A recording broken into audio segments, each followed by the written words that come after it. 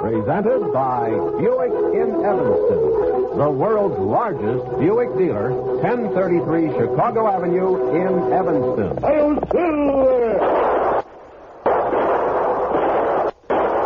A fiery horse with the speed of light, a cloud of dust, and a hearty Hi-Yo Silver. The Lone Ranger.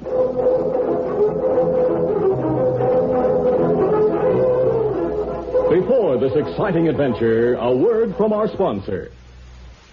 Say, you want to know the real reason the Lone Ranger wears a mask? Well, years ago, the Lone Ranger made a mistake many of us make. He paid the price of a Buick, but still ended up with a bloop bloop. You know, an ordinary car. Oh, that wasn't so smart. After all, it took a long time to save up for those silver bullets.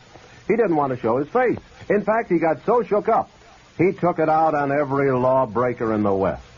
Now, he knows it's a crime to pay the price of a Buick without getting one. So, if you can afford any new car, you're talking a Buick from Buick in Evanston. The Lone Ranger and Tonto investigated. They know it's true. Only General Motors sells more Buicks than Buick in Evanston. There must be a reason. Even Silver knows it's just good horse sense to buy your Buick from the automotive champion of justice, Buick in Evanston, 1033 Chicago Avenue, Evanston. Delivering new Buicks with the speed of light. Open every day, every evening except Sunday. Sunday, Buick in Evanston closes up. Trying to figure out where on earth the Lone Ranger gets those silver bullets.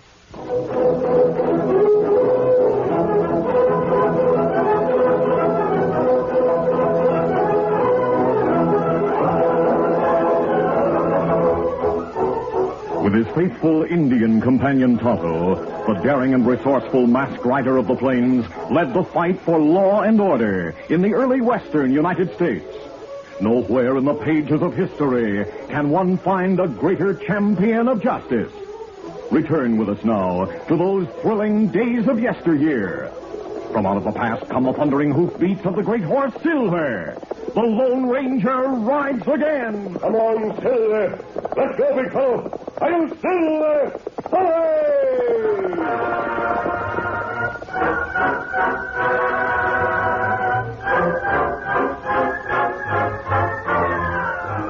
Thunder Martin was one of the closest friends of the Lone Ranger and Tonto. He was closing the corral gate on the ranch where he worked as top hand when he saw a stranger approaching. Thunder observed that the man's clothes were too large and his face peculiarly pale. Oh. Howdy, stranger. Howdy. This the Hornblow Range? Yep, and I'm top hand. State your business. You must be Thunder Martin. Yes, that's my name. Is it true that you're a friend of the Lone Ranger? Yep. I have an important message for the masked man. Where is he? Well, he's traveling with a young gent named Dan Reed. Just leave the message with me, and I'll give it to the Lone Ranger's Indian pal. He'll be here soon. No, I must see the Lone Ranger. It's a matter of life and death. His death. Well, he said something about going to a place called Bryant's Gap. Bryant's Gap? It's 2-3 days travel south of here. Yes, I know the place. Steady, fella. Get up. Come on. Doggone. A matter of life and death. I wonder what he meant.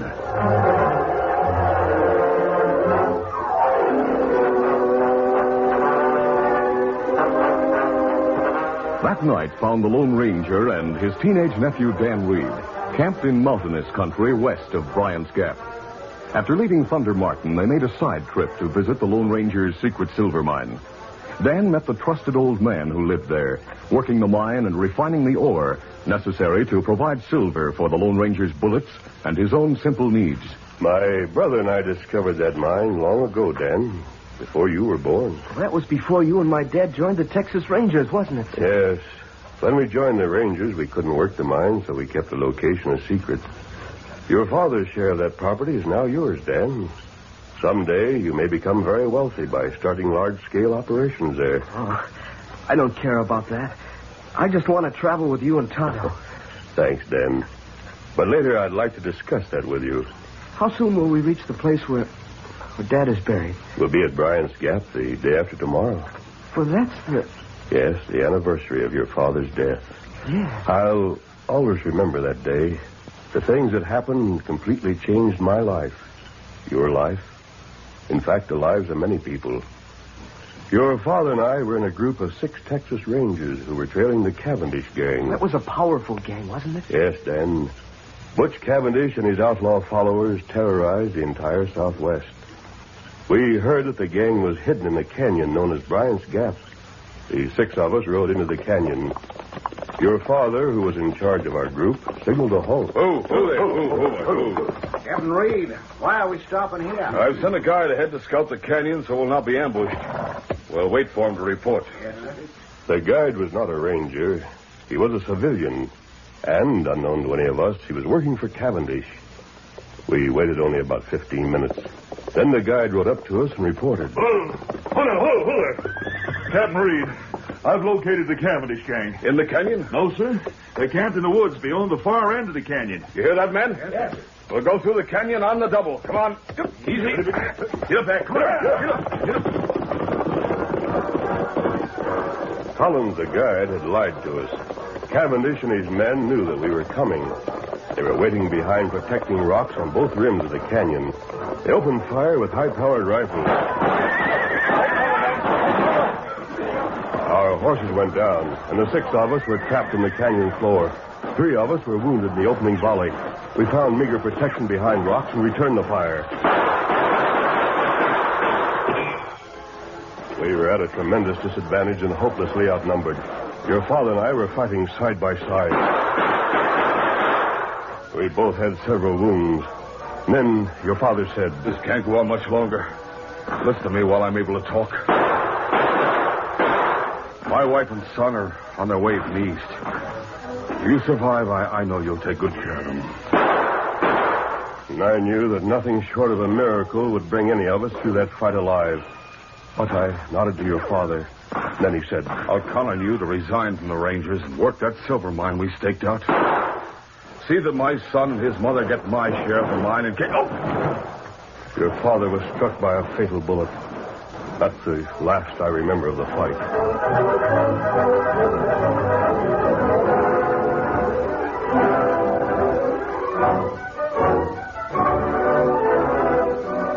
Tonto told me how he found you in the canyon. You were the only one alive. Yes, he nursed me back to health. He buried your father and the 4 other Rangers, and he made a 6th mound of earth and a cross with my name on it. So the Cavendish gang would think there had been no survivors. Was it Tonto's idea to wear a mask? Yes, Dan. He made my first mask out of the black cloth in my brother's vest. At first, I posed as an outlaw. That made it easier to run down the men in the Cavendish gang. How long did it take to get them off? Years, Dan. Last of all, we captured Cavendish himself. Did the law hang him and his pals? Some were hanged. Cavendish and several others went to jail for life. Since then, they've all died. Except Butch Cavendish. He's in the territorial prison. It took you a long time to find me after you'd become the Lone Ranger. Yes, Dan. A long time. How did you know I wasn't massacred by the Indians who attacked our wagon train? I didn't. But when I heard of that massacre, heard that there were no survivors, some inner sense seemed to tell me that my brother's son still lived. So I never abandoned the search for you. And I finally found you. Now we better turn in and get some sleep. We're breaking camp at dawn. That night, the men who had stopped to talk to Thunder Martin camped on the trail far north of Bryant's Gap. And that night, Tonto returned to the Hornblow Ranch. After turning his paint horse into the corral, the Lone Ranger's Indian friend rapped on the door of the bunkhouse where Thunder Martin lived. What, Tonto? How, Thunder? Well, come on in. Doggone, I'm glad to see you. Sit down, Tonto. I want to tell you about a gent who came here looking for the Lone Ranger. He came here about noon. Said he had something mighty important to tell the Lone Ranger. He said it was a matter of life and death. Oh, that's plenty strange. He wouldn't tell me the message, and he didn't want to wait for you. So I told him the Lone Ranger was heading for Bryant's Gap. He knew where that is and said he'd go there. How him look? Well, he's a homely-looking galoot with small eyes that shift around while he talks. He was wearing clothes that looked like they'd been borrowed from someone bigger. I wonder why him want Lone Ranger. Oh, horse just stopped outside.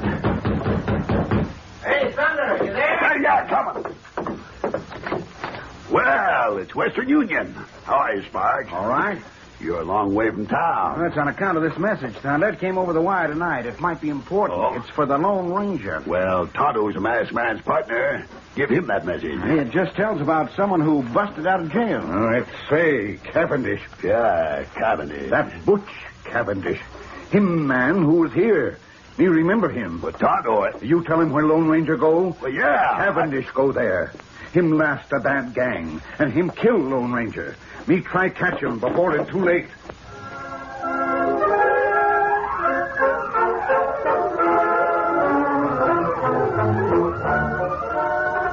The curtain falls on the first act of our Lone Ranger adventure.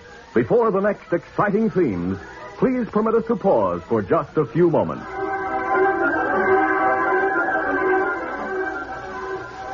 Talk about your square shooters. Nobody compares to the Lone Ranger, champion of justice who led the fight for law and order in the early western United States. And in the automobile business, nobody comes close to Buick and Evanston anywhere in the United States. Buick and Evanston has led the fight for bigger selections and bigger savings on Buicks until today, and lo, these many years, only General Motors sells more Buicks. Buick and Evanston has the biggest corral of spankin' new 69 Buicks either side of the Grand Canyon. No buying out of a catalog. You see what you can buy, and you can buy what you see. So why bamboozle yourself? That's Western, son, for cheat yourself. Gallop on out to Buick and Evanston and pick out the greatest hunk of horsepower since the Great Horse Silver. Ask for the same mysterious money-saving deal that made Buick and Evanston the world's largest Buick dealer.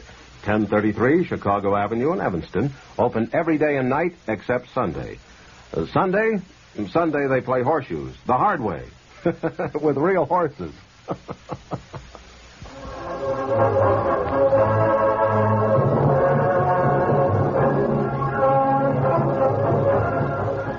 Now to continue.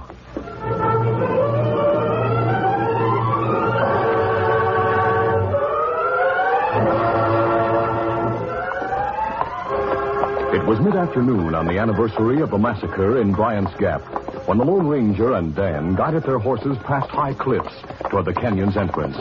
The ground was littered with rocks of all sizes, some as large as a fair-sized house. When the horsemen came alongside a particularly big boulder that stood a few yards from the base of the cliff, the masked man drew rein. Stop here, Dan. Closer. Go back to home, I hope. Golly, this is rough country. It hasn't changed a bit since that day, years ago. And just ahead of us, there's a gap in the cliff. Is that the entrance to the canyon? Yes, Dan.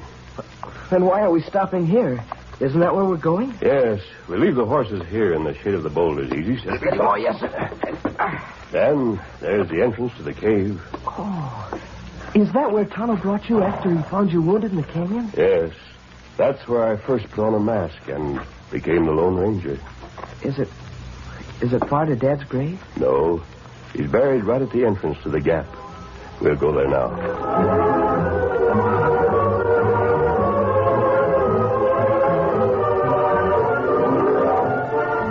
The entrance to Bryant's Gap was about 50 yards wide and bounded by cliffs 100 feet or more in height. Masses of rock that had been broken from the cliffs by countless years of wind and storm were piled along the sides of the canyon. Near the western side of the entrance, there was a little plot of grassland. Here, Dan Reed saw 6 mounds of earth, each marked by a crudely fashioned cross. Tonto and I carved the names in these crosses before we rode away from here, Dan. Oh. And this one on the left marks the resting place, the man who led us, Captain Reed. My dad. One of the finest, most courageous men who ever lived. You're going to be just like him. I want him to be proud of me. He is. Believe me, Dan, he's proud of you. These others, Jim Bates, Sam Cooper. Jack Stacy and Joe Brent, Texas Rangers. This one, the 6th cross. My name is on it, Dan. Yes, I see. That's why Cavendish and his gang thought all of us were dead. They never knew that one Texas Ranger became the Lone Ranger. Oh, Dan! A shot! Come here and keep down. Moving with lightning speed, the Lone Ranger grabbed Dan's arm and leaped to the shelter of nearby rocks. And the masked man was none too soon. The third shot brushed his shoulder. Keep your head down. Who's firing at us? I don't know. I didn't even see where the shots were coming from. I did. There's a man on top of the cliff on the far side. You're hit. It's nothing, just a scratch. Gosh, he seems determined to get us. I'll return his fire. Did you get him? No, I don't expect to from here. He's in a position to fire down at us without showing much of himself. Good thing this rock is plenty high. Yes. Who do you think he is? I've no idea, Dan, but I'm going to find out. Here, take this gun. I've taught you to use it. Yes, sir. I'll leave my gun belt with you. There's plenty of ammunition. But you... I'll keep one gun. Now listen carefully, Dan. Yes, sir. Reach around the side of this rock with a gun and fire in the general direction of that opposite cliff. Now? Yes, try it. But don't expose your head or shoulder. That's the way. Now fire. Good. He fired back. That's what I want. Maintain spaced gunfire to keep his attention. I'm going to the top of that cliff. I think I can reach it without being seen. But your shoulder, you're wounded. A scratch. Keep firing. The many boulders concealed the Lone Ranger as he circled wide and reached the cliff on the far side of the canyon's mouth. The cliff was difficult to climb. The masked man was hampered by his wound, but finally he reached the top. He was 100 yards from the edge of the canyon, 100 yards behind the gunman. He reached for the gun he'd stuck in his belt and gasped. His gun was gone. Lost it, scaling that wall. Though unarmed and dismayed, the Lone Ranger lost no time through indecision. He moved ahead cautiously and quickly, hoping that the unknown gunman wouldn't turn. The man was crouched behind a rock at the edge of the cliff. He fired intermittently, and Dan Reed's responses came like an echo. The Lone Ranger was within 50 yards of the attacker. The distance narrowed to 25 yards, then half of that. When the gunman paused to reload his weapon, it was then that the masked man spoke. Drop that gun. What's it? Cavendish. You, here. I want you. I'll kill you. The masked man charged, but Cavendish was ready. The two men, armed only with their fists, met face to face. Cavendish swung and missed. The Lone Ranger struck a hard blow. Cavendish snarled. I've waited years to kill you. The Lone Ranger was weak from loss of blood. His blows lacked their usual force. Cavendish, on the other hand, was tough and strong from years of hard prison labor, and he knew all the foul tricks of rough and tumble fighting. He kicked and gouged, he clawed and bit. The two became locked and went down. The Lone Ranger's head struck a rock. He was half stunned. Cavendish secured a grip on his throat. Glad my gun was empty. Rather kill you with my bare hands. Weak and only semi-conscious, the Lone Ranger's fighting heart would not admit defeat. He mustered his strength for a final mighty effort and wrenched free. He rolled away from Cavendish, then lay flat on his back, his head scant inches from the edge of the cliff. Cavendish leaped to his feet. I'll get you. I'll strangle the life out of you. I'll swear things. The Lone Ranger saw the outlaw coming, arms extended, fingers reaching for a death grip. He thought, My last chance. My life or his. All right, Cavendish, you.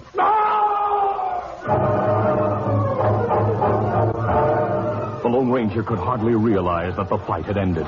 He had acted instinctively to meet the attack by bending his knees to bring up his feet and by grasping the outlaw's extended hands, which were reaching for his throat. Cavendish was lifted bodily by the Lone Ranger's boots against his stomach.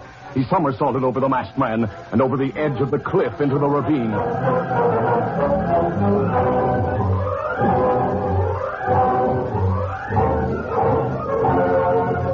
The Lone Ranger's strength gradually returned and his brain cleared. He made his way to the base of the cliff. He found the gun that had fallen from his belt, then hurried to the entrance of Bryant's Gap. There he saw Cavendish lying on the ground. Dan Reed and Tonto were at the outlaw's side. Tonto, he was happy. Me learn Cavendish come here. Me ride hard, try to catch him. Me too late. Tonto arrived while you and that man were fighting on the cliff. We saw Cavendish fall. Oh. Tonto, he's still alive. But him die. Him not live long. Hurt plenty bad. You masked troublemaker. Cavendish, can you hear me? I hear you. You made trouble for me from the start. Smashed my game. Yes. The Lone Ranger dropped to his knees beside the dying outlaw. He leaned forward so his face was close. Cavendish, I'm going to remove my mask. Don't bother. I want you to die knowing the true identity of the man who smashed your gang. Now, look at me. Do you remember me? You, Reed. No, you're dead. No, Cavendish, I'm not dead. I saw you fall. I saw your grave. You, all 6 of the Rangers. One Ranger did not die, Cavendish. One Ranger lived to avenge the others. Beaten by you. My whole gang smashed by one lone Texas Ranger. Yes, Cavendish, by one Lone Ranger. I wish I could have died not knowing it. You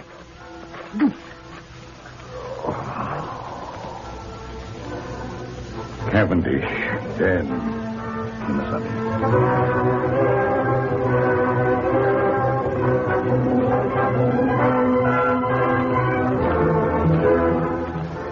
Tonto, he was the last of that gang. Now we may feel free to take down the sixth cross and smooth the ground, so only 5 mounds of earth remain. Golly, it's like the hand of fate.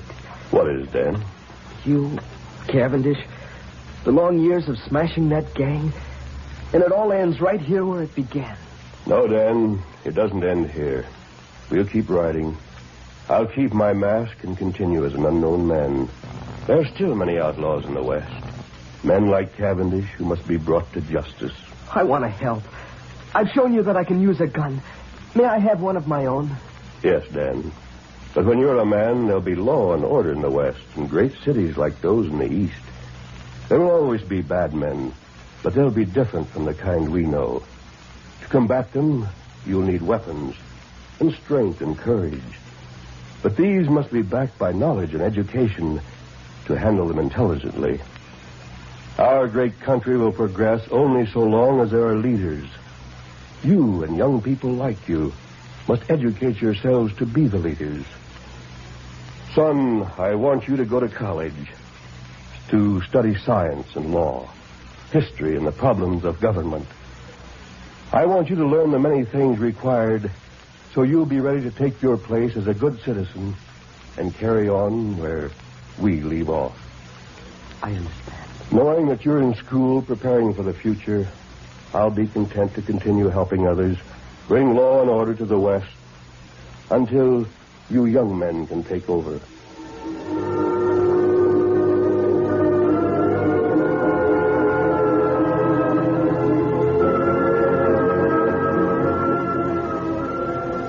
You, Sally, look at Dan.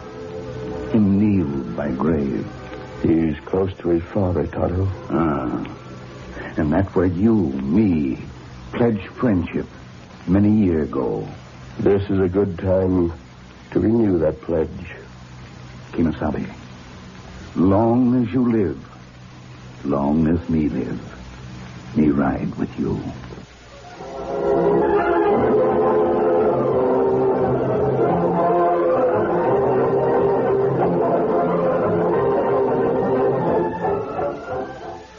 You know, out west, every rancher is mighty proud of the brand he puts on his cattle, partner.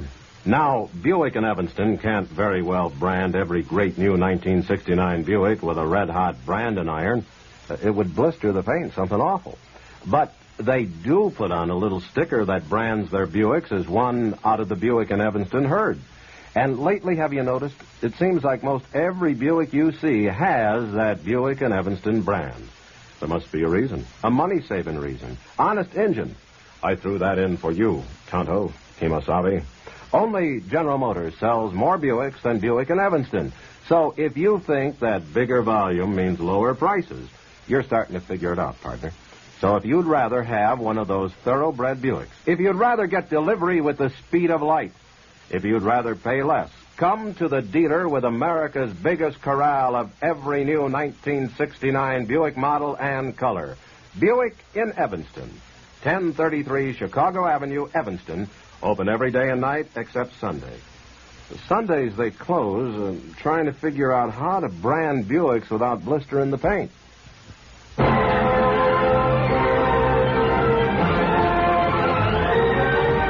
Your host for these thrilling moments out of yesteryear, the daring and resourceful Buick in Evanston, automotive champion of justice, delivering new 69 Buicks with the speed of light and a hearty hi-ho savings. 1033 Chicago Avenue, Evanston. Join us for Buick in Evanston when the Lone Ranger rides again.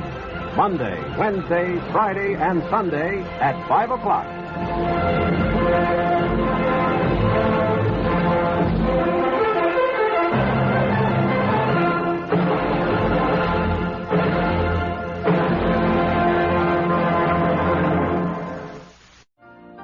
You've been listening to the OTR Gold Network. Find more classic radio at otrgold.com. Inc.com.